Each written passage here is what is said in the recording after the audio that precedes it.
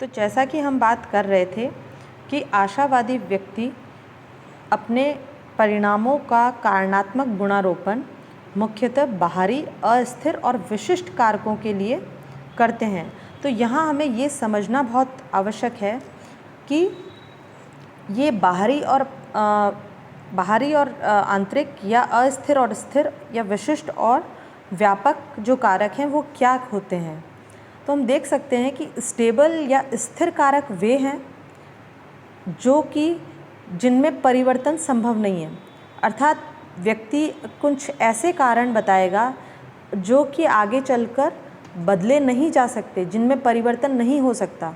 तो निराशावादी व्यक्ति ही ऐसे कारक बताएगा जो कि परिवर्तनशील नहीं है, जबकि जो एक सकारात्मक या आशावादी व्यक्ति है वो सदैव अपने नकारात्मक परिणामों के लिए अस्थिर कारकों को जिम्मेदार बताएगा जिनमें कि परिवर्तन संभव है।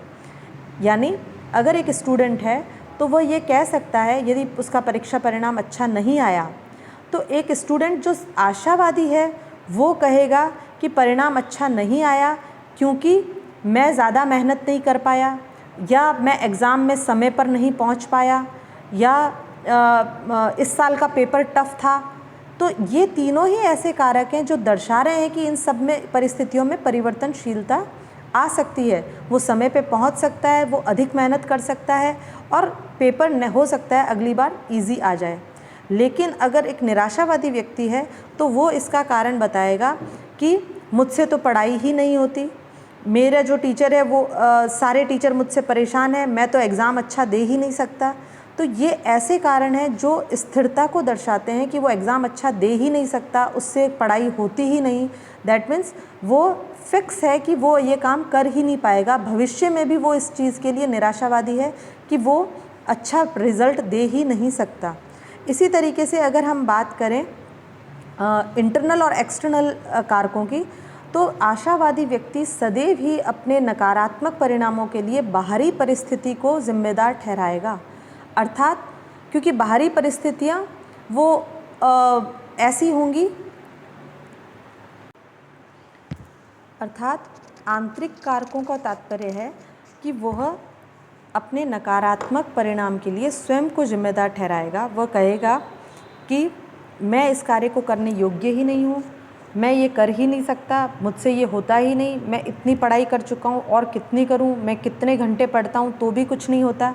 इस तरीके के जो एक्सप्लेनेशन है वो नकारात्मक या निराशावादी व्यक्ति कहेगा और वो सारे आंतरिक होंगे, उसके अंदर होंगे।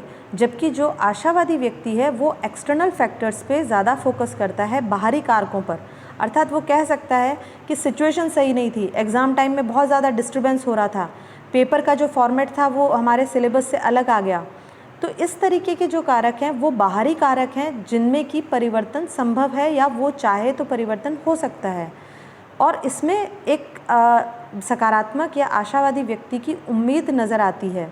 इसी तरीके से अगर हम देखें तो आशावादी व्यक्ति सदैव ही स्पेसिफिक कारकों की बात करेगा, वो नकारात्मक परिणाम के लिए सदैव ही कुछ विशिष्ट कारकों पर ध्यान देगा। अर्थात वो कहेगा कि टीचर पढ़ाने में सही नहीं था, या हमारा जो क्वेश्चन पेपर आया वो सिलेबस से बाहर का था, उसमें कुछ दिक्कत थी, तो वो स्पेसिफिक कारण बताएगा। जबकि जो एक निराशावादी व्यक्ति है वो उनमें अधिकांशतः ग्लोबल या व्यापक कारणों को ढूंढता है कि एग्ज़ाम तो होते ही ऐसे हैं, इन एग्ज़ामों को क्लियर करना बहुत टफ़ है, ये कॉम्पिटिटिव एग्ज़ाम तो बहुत ज़्यादा टफ़ होते हैं, बहुत कम लोग पास कर पाते हैं।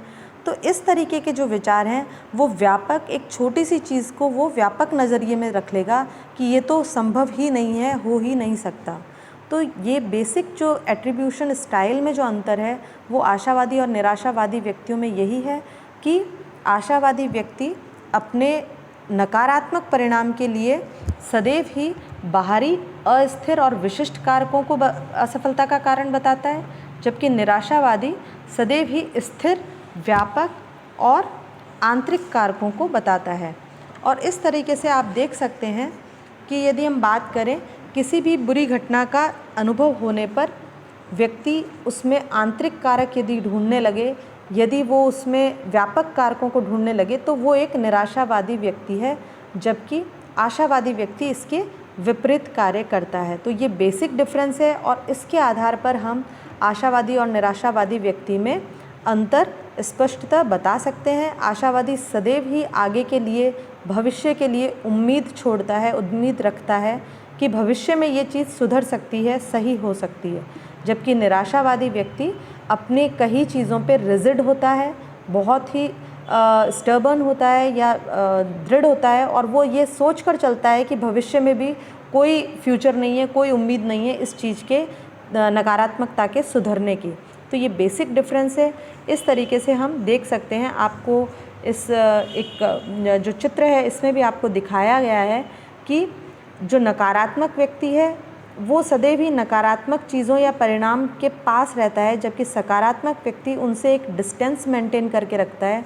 वो भूत की तरफ नहीं जाता बल्कि भविष्य के प्रति सकारात्मक परिणामों को लेकर बहुत ही दृढ़ होता है। Thank you.